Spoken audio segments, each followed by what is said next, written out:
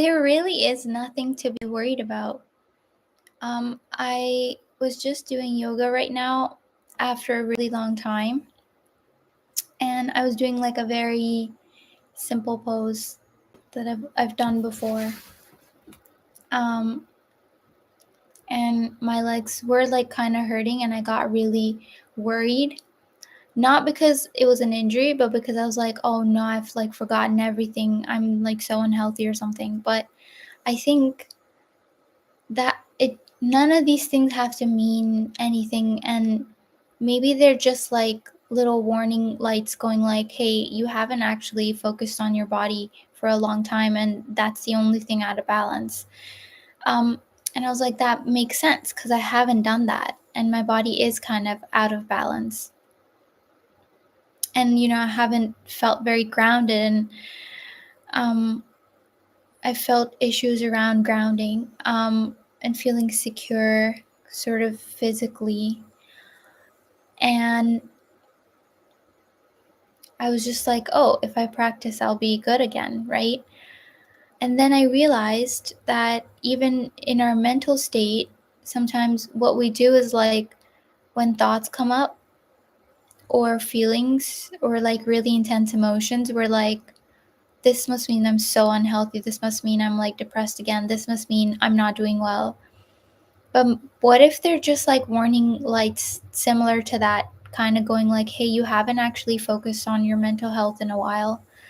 And so all of that led me to believe that we actually associate ourselves too much with our ailments and also like our mental thoughts. And we're none of that. We're none of that. What we are is like an awareness outside of that and deeper than that. And what we kind of have to do is just kind of keep everything in balance to the best of our ability, and it's probably not ever going to be a perfect job. um all of this is like probably not news to anyone else, but I think it's really changing the perspective of how I see things, because probably I was aiming maybe for a perfect balance at some point, and I probably was also like associating too much with my mental state, but that's actually not like my awareness. Like my soul awareness is not my mental state, and my soul awareness is like the thing that is taking care of my body and taking care of my mental health. And it's the thing in me that's like walking around in the world, and it's the thing in me that has a purpose, has a calling, and wants to do a million things. And so anything that sort of comes up should just really be viewed as like, something's out of balance, look at me. And not, it should not be viewed as like I'm this thing. um yeah, because I can feel that the core of me has always been the same. um yeah, and even though like versions of me have emerged and have become different, and I can see that the core of me has remained the same. And let me be here. And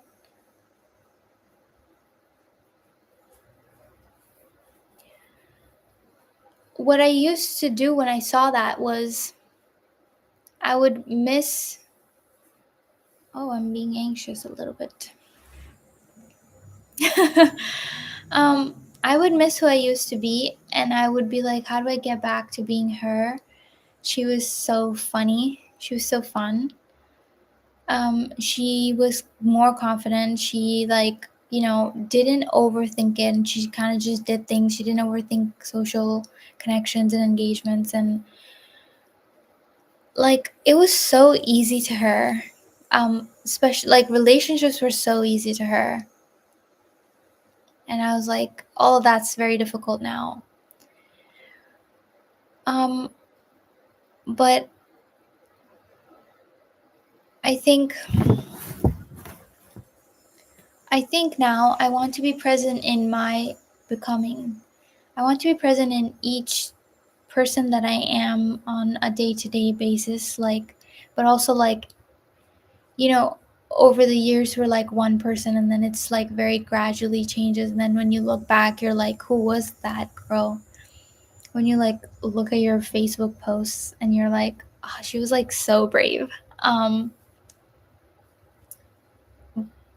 And I just want to be present with me now instead of missing who I was in the past, and also instead of yearning for who I will be in the future.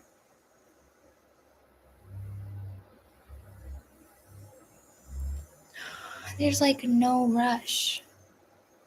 And actually, even if there is a rush, even if life is like so short and we're not gonna live forever, I think I want to spend mine being really slow and thoughtful and methodical and intentional. I want to spend mine being like almost too slow. You know, I want to be like infuriatingly slow. Um, Not only because it does slow time down and you enjoy it more, but because it's just really more enjoyable. And then at the end, if I look back and even if I don't remember anything, I will know, I will feel the slowness in me. I will have become something crafted from slowness. And all the best things are only crafted from slowness and are crafted very gradually, like a grain of sand becoming a pearl, like over 1,000 years, very, very, very, very slow. Yeah. This is like all the opposite of how I'm living now. I think I'm being very fast. I think I'm feeling a sense of urgency in my body and my mind, but I'm going to consciously and intentionally try to be slow. It's like moving against my natural rhythm. Don't know how to explain that, but yeah. Um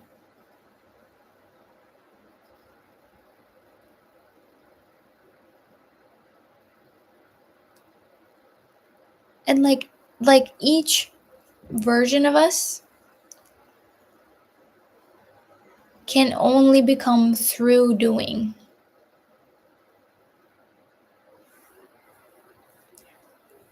Like, I think what I used to think was like, I'm not good at this, so I'm not gonna do it. Or like I would see me doing the thing and see someone else doing the same thing, and I'd say, they're so good at it. I wish I was like them. Um, but they only became good at it because they did it. And they went through this like phase of where they thought they were not good at it. So I have to do things all the time so that I can do them in the way that I want to do them eventually.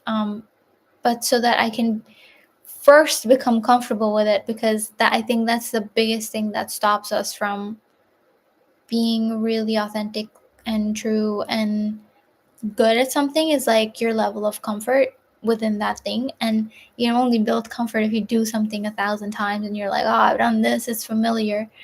So I have to do it. I have to do 1,000 videos. Just because I want to find my voice. I want to be like, I want to see what I'm like, and I want to see what I say, and I want to see how I think the more I slow down. Yeah, I want to find my slow voice. Okay, bye.